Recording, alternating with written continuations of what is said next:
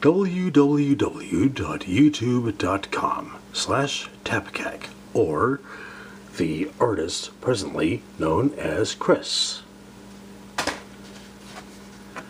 Chris is Hungry, a show involving cooking, among other things. Episode 12 and 2/3 Corned Beef Stew. This means it's a 3-part episode. To see the full episode, please start from episode 12 and 1/3 and episode 12 3/3. All material, including music, monologues, and artwork, by Christopher D. Hampton at Facebook, tapkac@gmail.com.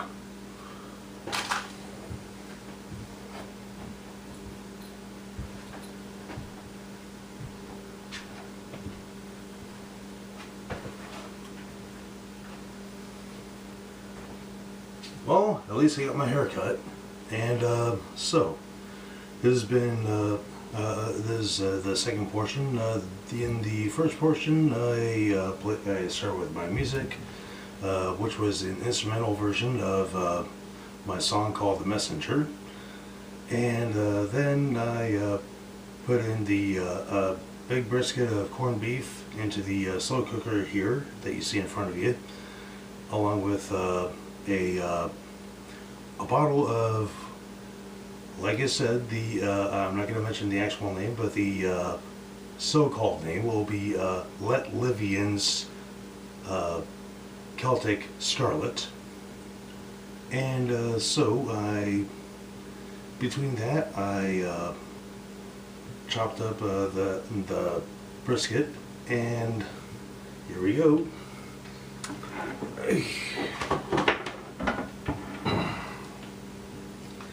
So, in order to make this stew, let's see, we have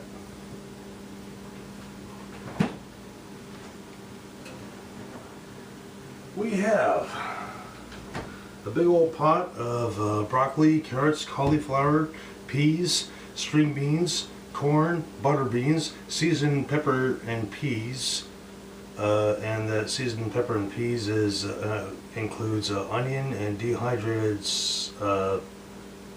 jalapenos and peppers, and some sugar and some unmentioned spices. And what we're going to do is we're going to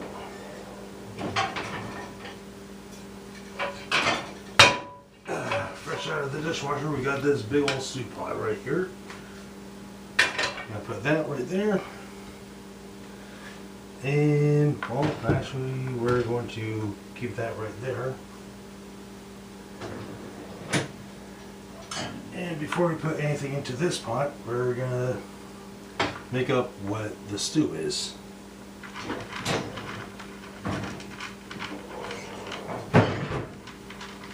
Hello, Miraji.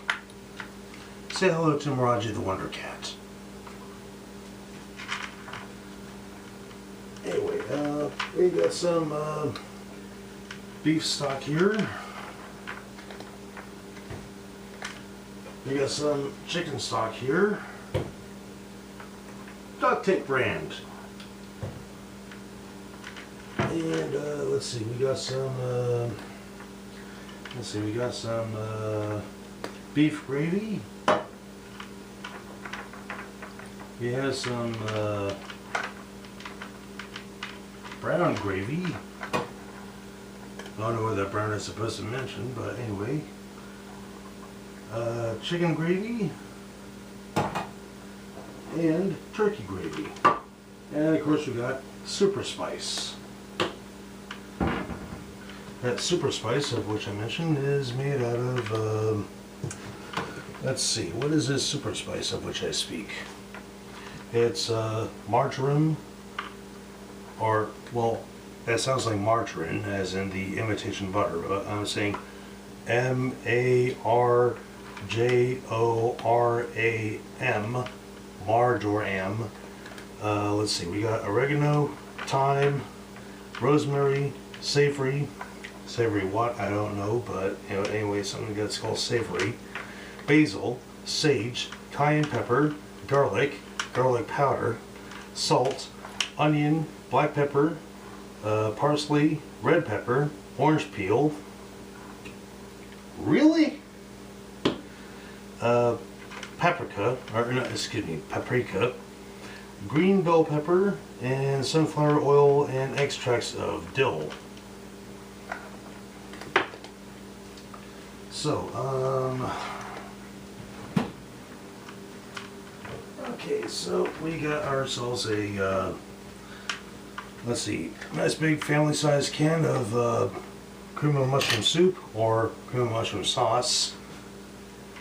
Add half a vanilla liquid to it, you have cream of mushroom gravy, and add a full thing, you have cream of mushroom soup. So let's dump that in there.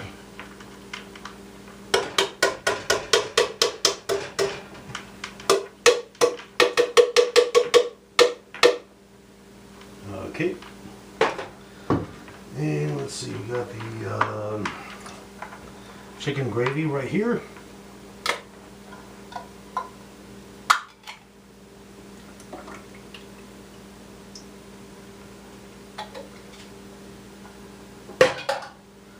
We have the turkey gravy.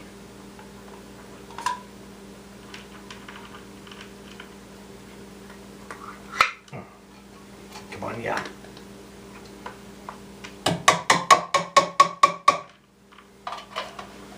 Oh.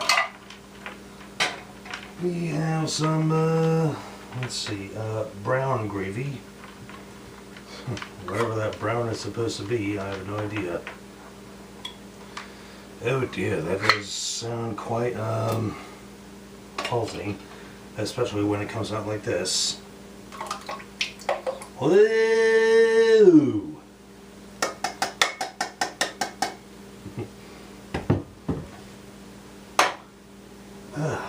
Cross on my crotch, man. Okay, and finally the beef gravy,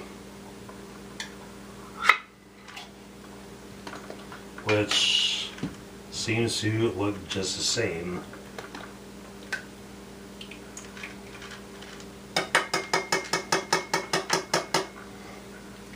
Okay, so we'll have that, and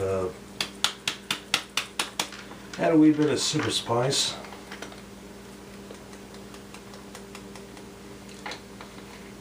More than just a wee bit, but so what.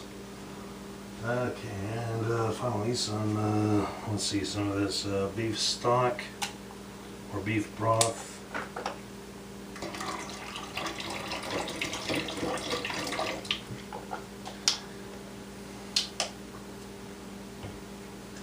And some of the chicken stock.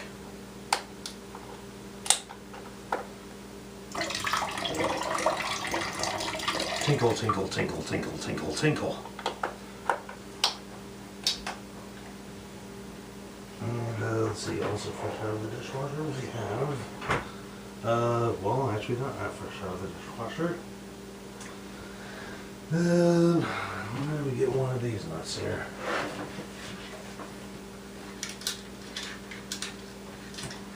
Okay, so let's see, how do we do this thing?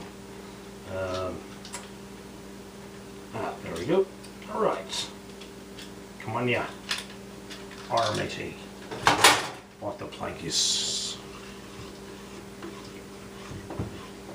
So we're just gonna mix this up a bit.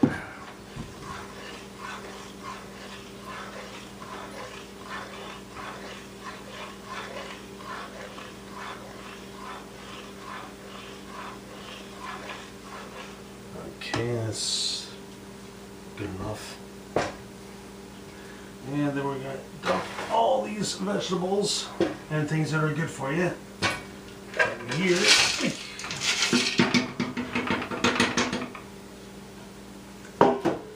And we're going to set this to high for the moment.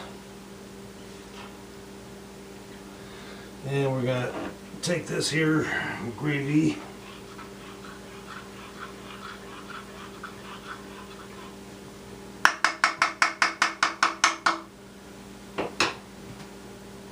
Dump all of it in there.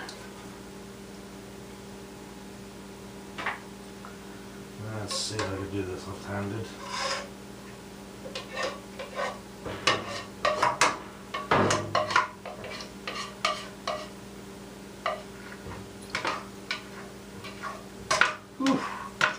Check out that smoke coming out. Well, anywho, let's mix it around a bit. Mix it a bit more.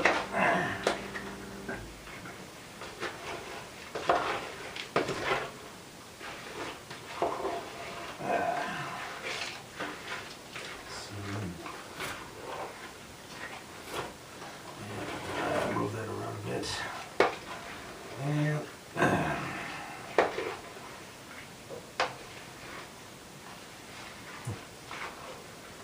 I also gotta say, the ratio between this and the corned beef is, well, let's see. Here's the vegetables and stuff. That's actually good for you. And, okay, well, the gravy is not exactly that good for you, but the vegetables and stuff, and here's the beef. And don't even think about saying that catchphrase of, you know, from the 80s. Well,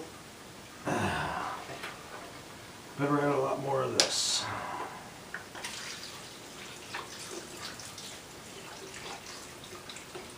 It's supposed to be a stew, or at least a soup.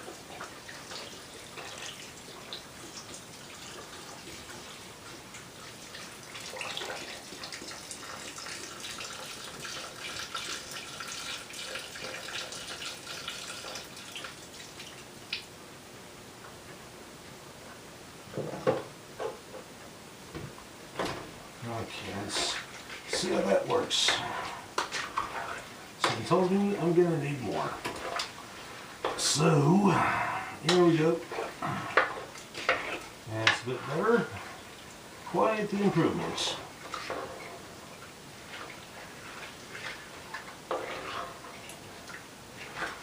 But not enough of an improvement. So we're going to have the rest of this.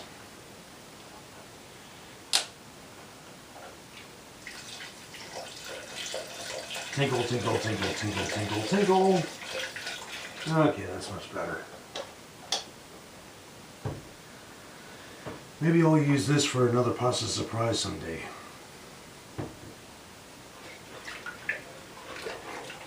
Okay, that is much, much, much better.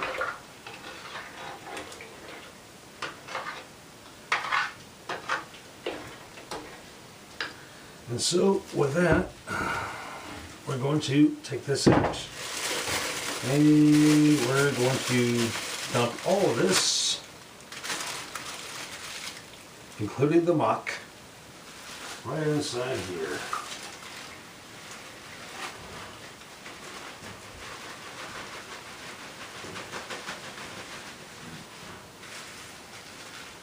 And we're just going to throw that right there for the moment.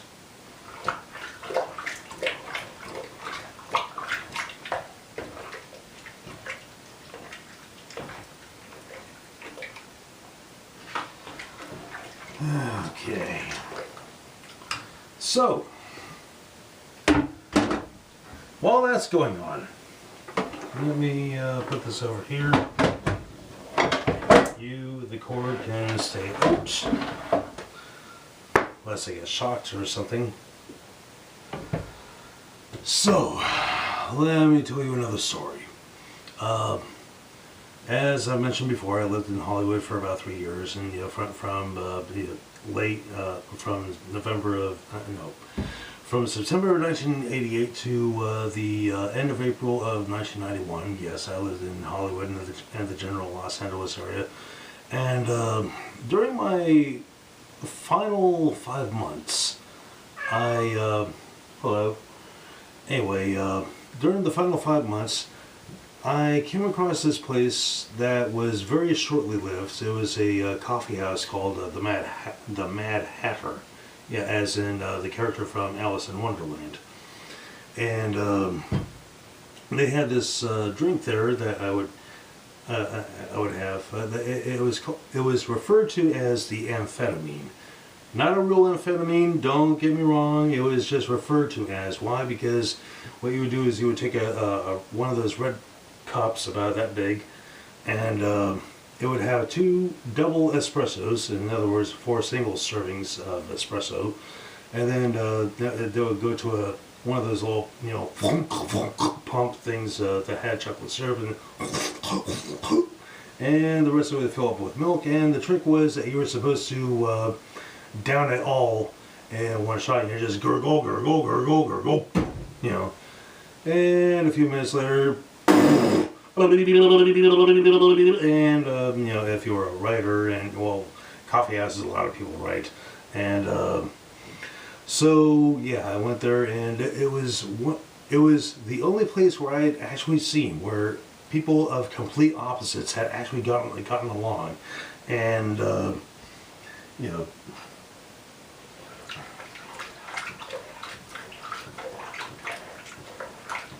You know, you could take like Alex Jones and Michael Moore, and they could actually sit down and kick it. Okay, maybe not that extreme, but still, it was just like that. It was that diverse and that accepting of said diversity. It was there that I first heard of a band called Bauhaus. Bauhaus is kind of like the, I mean, if the Beatles are supposed to be, you know, like the top rock and roll band ever, and everybody else and so many others are spawned from them, then Bauhaus was basically the Beatles of goth. And I'd heard of them, and then, you know, a friend was somebody I was talking to, and then one week I went in there and I heard this da da da da da, you know, and I just like, oh. And I heard the rest of the song, and once the lyrics came in, I'm just like, who is this? And I go to the counter and I'm just like, who is this? And they say Bauhaus. And this is Bauhaus. Okay, what's the name of the album that this is playing on? And they said, you know, like 1979 to 83, and which was a greatest hits album, sort of.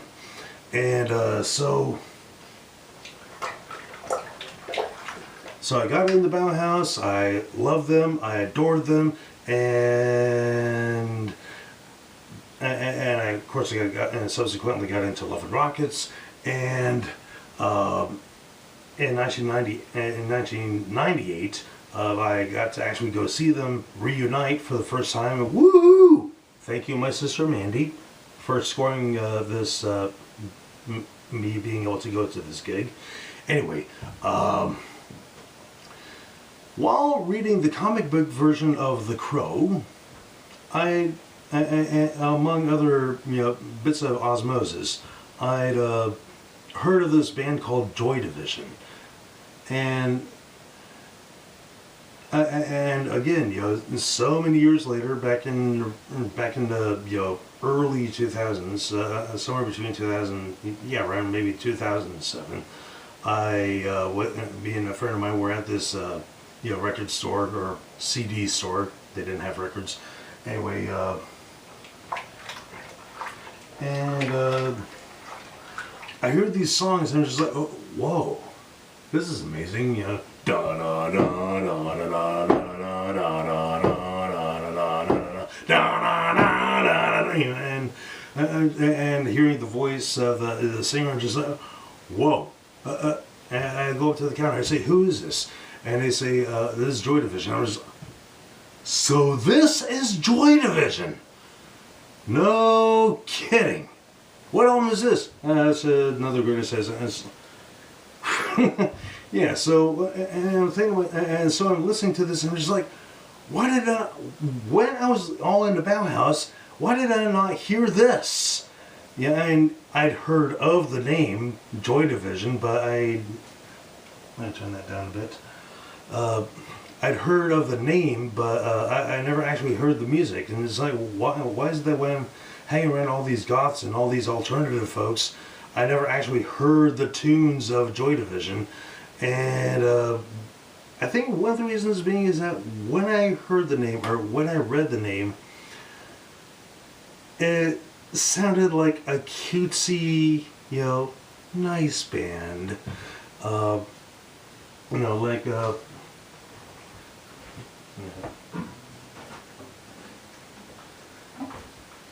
like, hello, we're not the hate department, we're the joy division.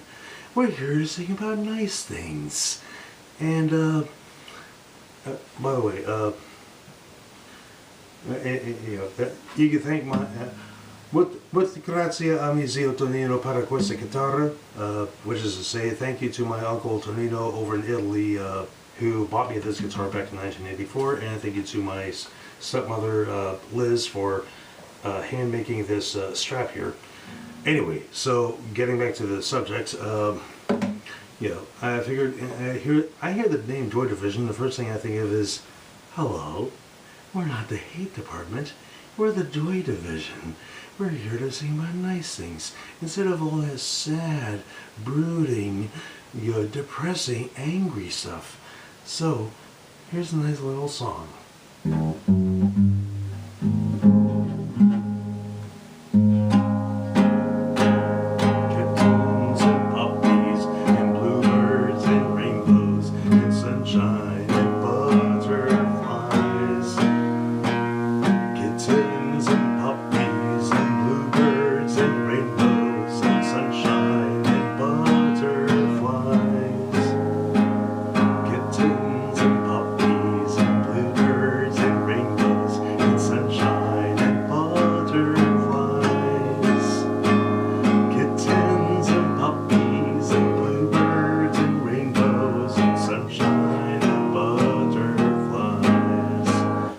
Hey, why are you not singing along? Do you not understand the lyrics? Well, let me put them up there for you.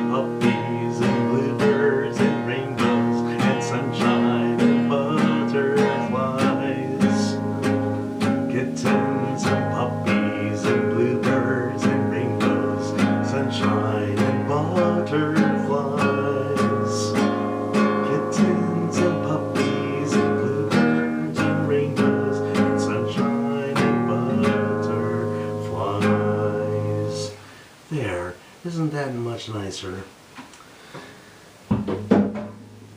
Anyway, yeah, that's what the name Joy Division sounded like to me, and then, years later I heard what they actually sound like. It's like, and that's why they're one of my favorite bands ever. And also quite relatable since the singer, let's see, well, he wrote the kind of stuff that he did, and and it's just like, whoa, this punctuates what I feel. And he also had epilepsy, which I had for quite a bunch of years, and also, well, I didn't succeed at tuning myself in, but he, did, and eesh, it's like, talk about hitting close, Anyway, I'm going to continue letting this thing boil up. And then once it's done boiling up, I have to stick it in the fridge and let all the scuzz, float up to the top. And once that scuzz is floated to the top, I have to cut scuzz off so all the good things can actually be at the top. So, I'll see you in the next segment.